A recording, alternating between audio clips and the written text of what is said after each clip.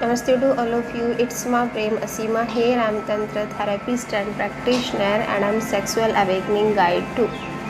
आज का विषय है stay away from the married man he is using you. विवाहित पुरुषों से दूर रहिएगा क्योंकि वो सब आपका इस्तेमाल करते हैं।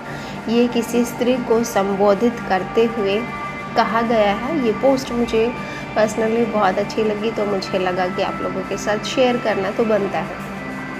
Okay, stay away from the married man. ये औरतों के लिए कहा गया है कि विवाहित पुरुषों से दूर रहिएगा। क्यों?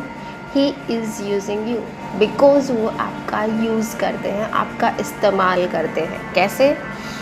Sister, why are you lowering your dignity to the level. बहनों, आप अपनी गरिमा को इतना नीचे क्यों गिरा रहे हो? You had a weekend getaway with A married man and after enjoying and releasing his stress in you. ये एक विवाहित पुरुष के लिए कहा गया है कि वो आपको वीकेंड की तरह यूज़ करता है, छुट्टियों की तरह यूज़ करता है और आपके ऊपर सारा स्ट्रेस डाल के अपने आप रिलीज़ होके अपने आप फ्री होकर चला जाता है। तो इसमें कहा गया है कि एक विवाहित पुरुष आपको इस तरह इस्तेमाल करता है जैसे कि हम वीकेंड मनाते हैं ना, हम बहुत ज़्यादा सर पे स्ट्रेस हो जाता है काम का तो हम वीकेंड मनाने चले जाते हैं ताकि हमें फ्रेशनेस मिल सके, दोबारा से ताजगी हम महसूस कर सकें। तो ऐसे ही अपना स्ट्रेस रिलीफ करने के लिए, रिलीज़ करने के लिए विवाहित पुरुष उन स्त्रियों का भोग करते हैं, स्त्रियों का शोषण करते हैं, स्त्रियों का इस्तेमाल करते हैं अपने स्ट्रेस के लिए। He drops you off and drives back to his wife and kids। अब वो वीकेंड मना के आपको घर पे छोड़ के ड्राइव करके वापस अपनी वाइफ के पास चला जाएगा। He throws away used condom as he goes home। वो आपका इस तरह से इस्तेमाल करता है जैसे कि पुरुष कॉन्डम का इस्तेमाल करते हैं कि यूज़ किया और उसको फेंक दिया। ऐसे ही वो उस स्त्री का इस्तेमाल कर रहा है कि उसको अपने एंटरटेनमेंट के लिए यूज़ किया और फिर उसको छोड़ दिया। तो ये स्त्री को समझना है कि वो पुरुष आपका इतनी गंदी तरह इस्तेमाल करता है जो विवाहित पुरुष होता है। He buys sweets to clean your fragrance. अब वो आपकी मीठी खुशबू लेने के लिए, आपकी फ्रेगरेंस लेने के लिए मिठाइयाँ खरीद कर लाता है आपके लिए, लुभावने गिफ्ट आपको देता है। No matter how expensive it can be. अब वहाँ पर कि वो कितना कीमती है या मतलब कितना महंगा है ये मैटर नहीं करता, सिर्फ आपको लुभावने के लिए वो महंगे महंगे गिफ्ट, महंगी महंगी मिठाइयाँ आपके लिए लेकर आता है ताकि वो आपको कन्विंस कर सके। He forgive himself for cheating as he is driving to the mother of his children. और जब वो आपका इस्तेमाल करके अपने बच्चों की माँ के पास जाता है, मतलब कि अपनी पत्नी के पास जाता है, तो आपके साथ जो उसने धोखा किया ना वो उसको भूल जाता है, वो उसको डिलीट करके जाता है। He first takes shower to remove your unwanted sweets. और सबसे पहले घर जाके क्या करता है? शावर लेता है ताकि आपकी जो उसके शरीर पे खुशबू थी वो सब की सब वो डिलीट कर सके। जो अनवांटेड स्वीट्स थी, जो अनवांटेड मिठाई थी, वो सब की सब अपने शरीर से वो रिमूव कर सके। He then convince himself that he can't leave his wife and children because of you. और वो अपने आप को कन्विंस भी कर लेता है, मना भी लेता है ये कह के कि मैं अपनी पत्नी और बच्चों के लिए मतलब तुम्हें छोड़ सकता हूँ लेकिन मैं अपनी पत्नी और अपने बच्चों को नहीं छोड़ सकता। At home he hugs her and asks his children about education.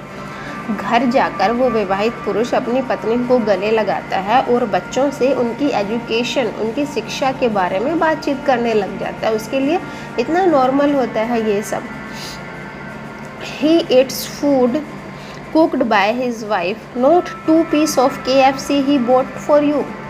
अब घर जाकर वो अपनी पत्नी द्वारा बनाया हुआ भोजन खाता है, बल्कि वो नहीं खाता जो जब वो तुमसे मिलने आता है और वो एक ब्रेड का या पिज़्ज़ा का या बर्गर का टुकड़ा तुम्हारे साथ बैठ के खाता है। अब वो घर जाकर अपनी वाइफ के हाथ का बना हुआ खाना खाता है। After eating he relax on the couch, और खाना खाकर वो रिलैक्स हो जाता है। And they both go to the bedroom, और अब वो अपनी वाइफ के साथ बेडरूम में चला जाता है। They discuss about the future while she is laying on his chest, और अब वो बेडरूम में जाके क्या करता है, अपनी पत्नी की छाती पर लेटता है और फ्यूचर के बारे में, अपने आने वाले समय के बारे में डिस्कशन करता है। देन दे मेक लव, और वो अपनी वाइफ के साथ प्यार करता है।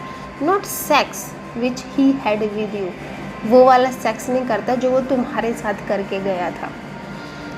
ही डजंट टेक बाथ आफ्टर, और ये सब अपनी पत्नी के साथ प्यार करने के बाद वो स्नान भी नहीं करता, नहाता भी नहीं। क्यों?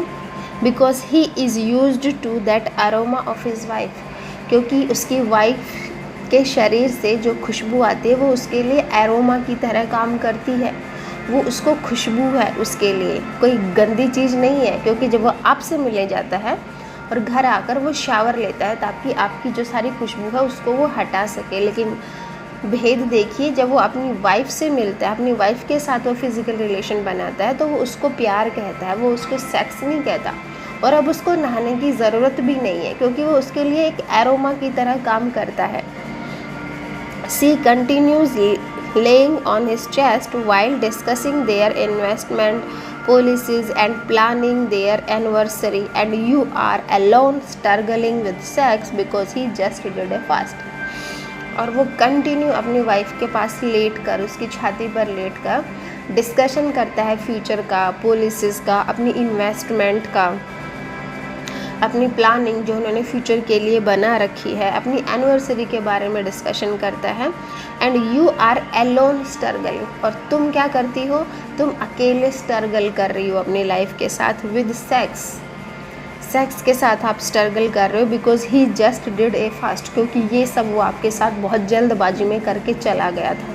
मतलब आप अकेले घुटते रहते हो अपने सेक्स लाइफ को लेके। He gave you 100K and your mother is boasting that she has a disciplined daughter, not knowing that you are slowly turning to the resting zone of a bored husband of someone। अब वो आपको, आपके साथ जो relation बना के जाता है उसके लिए वो आपको कुछ पैसे भी दे देता है, कुछ मनी भी दे देता है।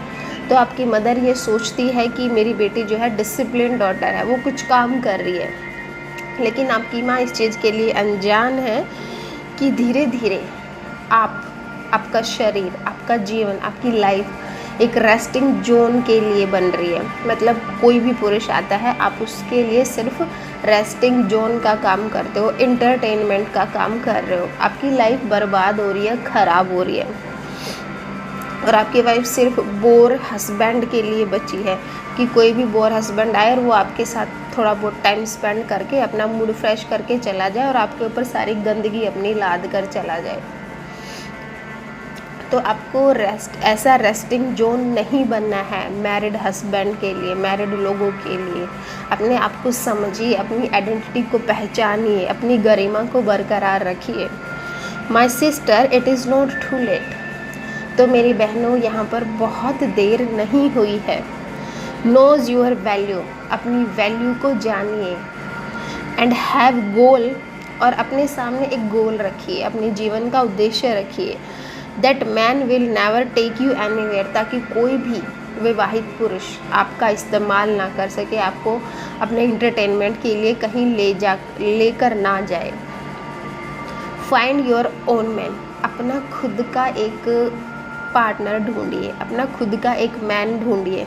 And God will surely bless you, और ये परमात्मा, ये अस्तित्व, ये यूनिवर्स, ये पूरा ब्रह्मांड आपको ब्लेस देगा, आशीर्वाद देगा।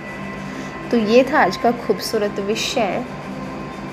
अगर आप लोगों के जीवन में भी ऐसे कोई वोमेन है जो कि इस्तेमाल की जा रही है विवाहित पुरुषों द्वारा, तो उनको ये वीडियो ज़रूर दिखाइएगा ताकि उनके माइंड में कुछ क्लिक हो सके।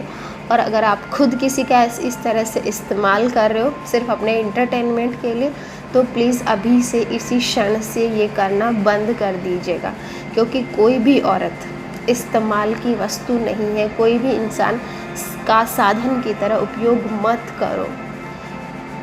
दोस्ती रखो प्योर हार्ट से। और जब आप किसी से रिलेशन बनाते हो तो ये आपकी ड्यूटी बनती है, रिस्पॉन्सिबिलिटी बनती है कि उसके फ्यूचर को, इसकी लाइफ को सेव करे, प्रोटेक्ट करे, ना कि सिर्फ अपने इंटरटेनमेंट के लिए उसका इस्तेमाल करें, ना कि उसको कॉन्डम की तरह बदलें या फेंकें।